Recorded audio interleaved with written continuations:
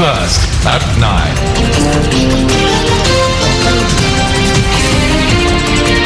Good evening and welcome to Primetime News. Live from the News First Centre in Colombo, I'm Madhushka Balasurian. And I'm Nicola D'Souza. As usual, let's start with a look at today's headlines. The headlines on News First at 9. The world needs no policing by a few states. President reiterates at the UN General Assembly. Ballot papers found in Putlam submitted to court. No change to the decision to grant the position of Chief Minister to the candidate with the most preferential votes. A statement from the Prime Minister. Paddy Marketing Board and Cooperative evade purchasing paddy in Polonnaruwa. News First at 9. The President says that the world does not need policing by a few selected states when the United Nations is mandated to ensure international security. In a candid address at the 68th session of the United Nations General Assembly in New York yesterday, President Rajapaksa commented on a wide range of issues, both local and global. President Mahinda Rajapaksa was among the many world leaders who gathered for the 68th session of the United Nations General Assembly in New York, USA. The President, who did not attend the sessions last year and was represented by Minister of External Affairs Professor G.L. Paris, touched on wide-ranging issues including the progress made by Sri Lanka following the end of the conflict. I am proud that Sri Lanka has eradicated separatist terrorism and is in the process of addressing the issues of development and reconciliation. Sri Lanka's government at all times responsive to the priorities reflected in public opinion is engaged in all measures required for meaningful progress in these fields. The President also called on reforms in international financial institutions to reflect current realities. Calls for reforms in the current international financial institutions continue to be relevant. Their ad hoc policies prove to be untenable in the long run. It is imperative for the international monetary and financial institutions to give expression to the solid voice of the developing world. The President, speaking further, said that the world needs no policing by a few states. It is disturbing to observe the growing trend in the international arena for interference by some in the internal matters of developing countries in the guise of security and guardians of human rights. Therefore, we continue to witness agitations over leading to violence and forcing political change accompanied by turmoil. It is timely to contemplate whether such movements have led to better stability in these countries or produced different results due to inappropriate external factors. The world needs no policy by a few states, particularly when the UN is mandated to ensure international security through multilateral engagement. President Rajapaksa's remarks at the UNGA came ahead of tomorrow's Commonwealth Ministerial Action Group meeting, the last high-level meeting prior to the Commonwealth Heads of Government meeting this November in Sri Lanka. The President also met with US President Barack Obama on the sidelines of the UNGA. Earlier yesterday, UN Secretary General Ban Ki-moon made the following remarks during his address to the General Assembly. On internal review of UN action at the end of the war in Sri Lanka identified a systemic failure. Member states did not provide the United Nations system with the support to meet the tasks they themselves had set. And the system itself, unfortunately, did not adapt properly or deliver fully. President Rajapaksa also met with the UN Secretary General Ban Ki-moon on the sidelines of the General Assembly last evening. An international media unit says the President and the UN Secretary General discussed a range of post-conflict issues, including the situation in Sri Lanka, the elections that were recently held in the Northern Province, the implementation of the Lessons Learnt and Reconciliation Commission report, and ways in which Sri Lanka and the UN can continue to work together. We will be taking a look at more stories relating to the United Nations General Assembly on the News First International Desk. Welcome back. A stock of ballot papers discovered at the counting centre at St Andrews Central College in Puttlam was handed over to the Puttlam District and Magistrates Court today. And the matter is to be taken up in court on the 9th of October. Once reports emerged about the stock of ballot papers, a large gathering, including area residents and candidates, arrived near St Andrews Central College in Puttlam. Candidates who contested for the elections became agitated with the news of the discovery of ballot papers at St Andrews Central College in Puttlam. We were able to witness how candidates from other parties rendered support to a fast commenced this morning by the Janasatha Peramuna. The fast was commenced by a group of candidates, including Puttlam District Leader of the Janasatha Peramuna I.M. Chandadasa. This corrupt election should be made void and fresh elections must be called. If not, we will commence a fast unto death campaign from today. Later, a group of candidates who contested elections in the Puttlam district under the Democratic Party ticket also joined the protest. The people of Puttlam are doubtful whether these ballot papers were included in the final list of results. If the people's will and power have been disregarded and are left in a sewage pit in St Andrews Central College, then what is the point of having elections in this country? The ballot boxes containing the ballot papers in question were taken away by the police at around 1:30 this afternoon and handed over to the Puttlam District and Magistrates Court.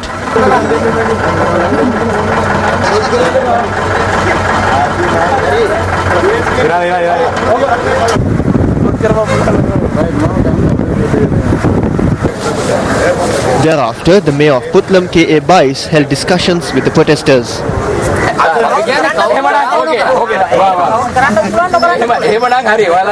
Okay, we are the same. Don't agitate the people. If everyone in Puttlam steps onto the streets, it will be a big problem.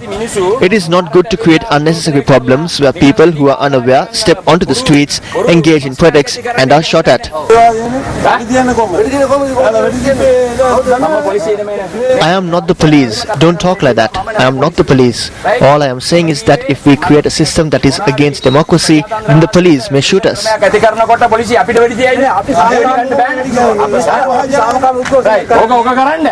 Tell us whether those ballot papers affected our results or not. We don't need anything else. Maybe the group leaders who contested were placed last in the list and therefore they may have thought they will have to go home because others had received more preferential votes. Meanwhile, convening a media briefing today, Elections Commissioner Mahinda Deshapriya reiterated that this did not hinder the election results or the preferential votes.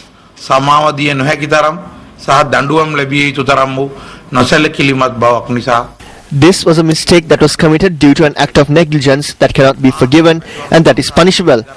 I am very disappointed about the inconvenience caused and the discredit brought to the department and its officials during my tenure as the Elections Commissioner.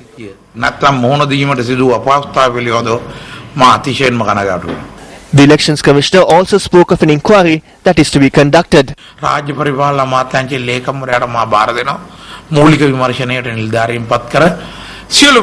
hand over the task of appointing officials to conduct a preliminary inquiry to the Secretary to the Ministry of Public Administration.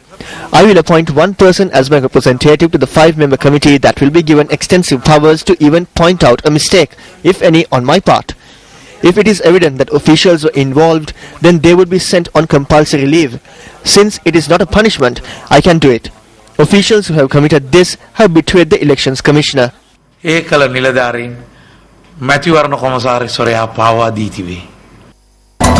The Deputy High Commissioner of the United Nations Human Rights Council, Flavia Pansieri, says that no new or comprehensive efforts to independently or credibly investigate allegations of human rights that concern the Human Rights Council had been undertaken by the Sri Lankan government. She made this remark in the oral statement which was scheduled to be delivered by the UN Human Rights Commissioner Navi Pillay following her visit to Sri Lanka.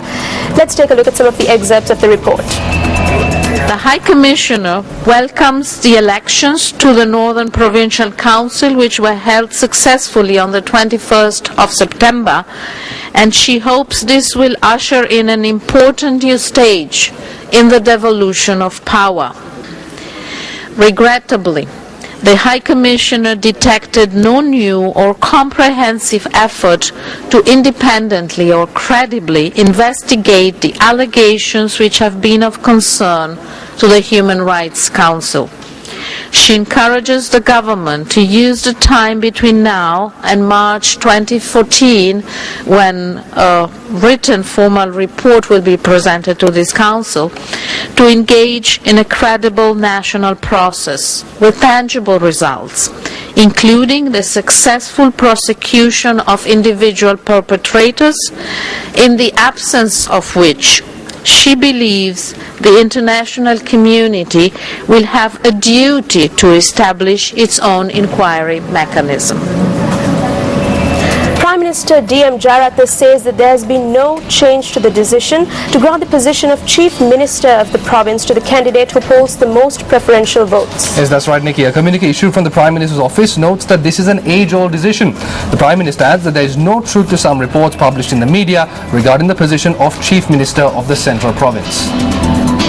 The Prime Minister had said that the future of the country should be handed over to the youth, and that this applies not only to his son but to all talented youth in the country.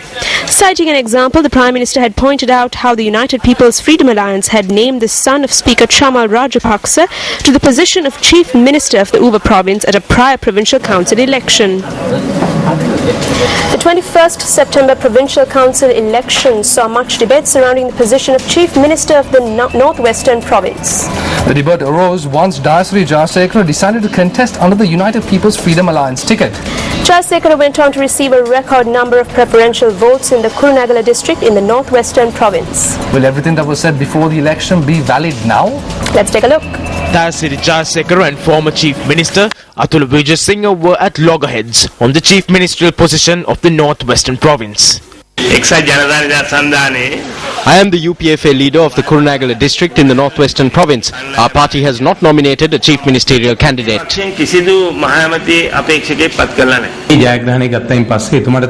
Following the victory, he has the right to appoint me as the Chief Minister. I do not hope to name myself the chief ministerial candidate and contest elections. Some people are yearning to assume the post of chief minister. I don't know for what reason. I believe that certain people have come forward solely because they yearn for the post of chief minister. They say they want this and that. They say they have the blessings of various people. However, according to my knowledge, he does not have the blessings of anyone.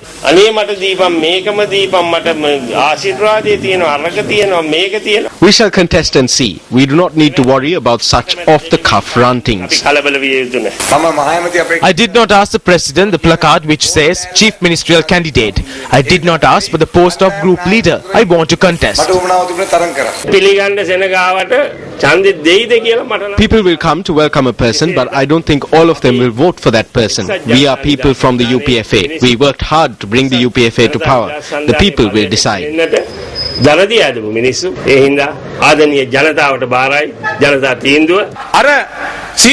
Like giving to Caesar what belongs to Caesar, I brought the 132,000 votes that I secured and laid it at our leader's feet, allowing him to appoint whoever he wishes.